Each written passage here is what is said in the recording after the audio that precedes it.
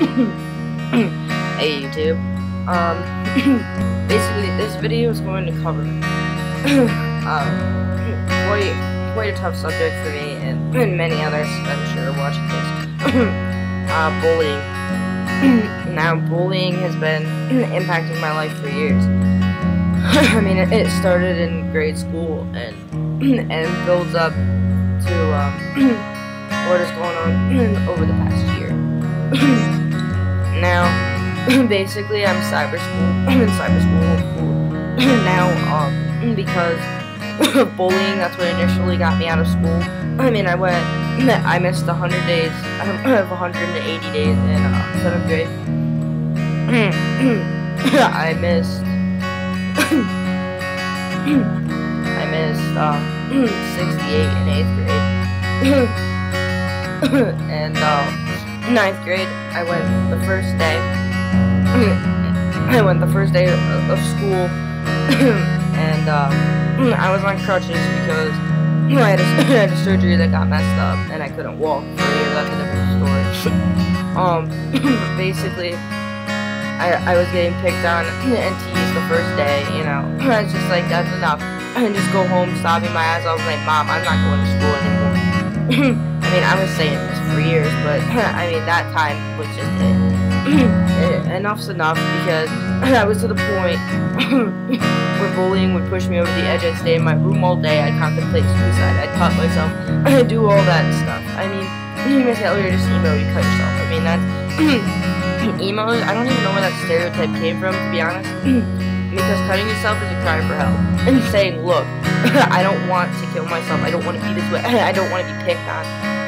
But I don't know what to do. I don't know how to tell you. And the wounds in my heart are throbbing so bad that I just want to hurt somewhere else. I don't know how else to put it. Basically, I started getting cyberbullied. And this started after making videos on YouTube, of course. And people on YouTube, you can't say this to my face. I mean, if you're gonna bully me, say it to my face. Don't just come on and I mean, I can get back up all I want on the computer. It's not gonna make a difference. You're still gonna be injured. I mean, that's just how it is. But YouTube people think they can say whatever they want and whatever, get away with it. But I didn't let them get away with it. I didn't. It hurt me. It tore me down. It ruined a good part of this year. I had cyberbullying going on, and I was being called everything. I mean, of course, we're being called everything. I'm used to it, but it's getting bad. Gay, dyke, lesbian, of course that. I don't even know why I'm not gay. Obviously, like retarded, twitchy freak, you know. Mental. I mean, just name anything. I just tell my mom. Anybody that asks me my number, she knows. Anybody that asks me, I've been called everything in the book. They say, I've been called this, I'm like, yeah, I've been called that, and this, and then, that doesn't really matter. It doesn't prove anything. But my point was, is that the words do hurt. And it wasn't just words that continued to go on. They started making videos about me and doing whatever they could to tear me down. I have a lot of this stuff saved, actually, but the videos were me taking... They took one of my Tourette's videos and turned it into some party remix, and this little remix thing was just basically a huge bash on me and saying how retarded I was, and basically making me looking like I had no brain and that I was not worth living. I mean, people, I would get comments saying you're not worth living, nobody wants you, why don't you videotape yourself, and why don't you videotape yourself hanging yourself so we can all watch and laugh. Why don't you just go grab a gun and kill yourself because you're not wanted. Being the way I am and knowing that I depend on my parents and other people to help me function, that hurt, because I mean, people say words will never hurt me. They do. I'm gonna be honest with you. I mean, there's other people that have made videos on YouTube. I don't want to name anybody, but they've killed themselves after saying, "Look, it gets better." It doesn't, obviously. But my point was, I mean, words hurt, and it hurt to know that it's hard enough for my parents to take care of me, and then people just have to say, "Nobody wants you. You're just a nuisance to our lives." And my parents could tell me 200 times straight to my face, "Johanna, I love you, and I want you." I mean, they could just tell me that I'd do anything for you, kind of thing. They know I'd do anything for them, but it just didn't matter. I mean, I felt like, and sometimes I still do, I feel like, why would they want me? Because they have to take care of me so much. I can't get myself a glass of water because I twitch and spill it. I go into a tick episode and give myself a concussion, and I can't be left home alone. I can't go for a walk in the street because I have to be in a wheelchair, otherwise I collapse in my Tourette's, you know. I just feel like a huge bother to everybody, and so just hearing this stuff, it just made me feel like, you know, maybe they're right, maybe I shouldn't be here, maybe I should just go kill myself. And you know, I wanted to, I really did, but I reached out for help, and I tried, and you know what, I fought back, and no matter what, I won. It's not a matter of winning and losing, because you know what, in the end, they're all gonna lose.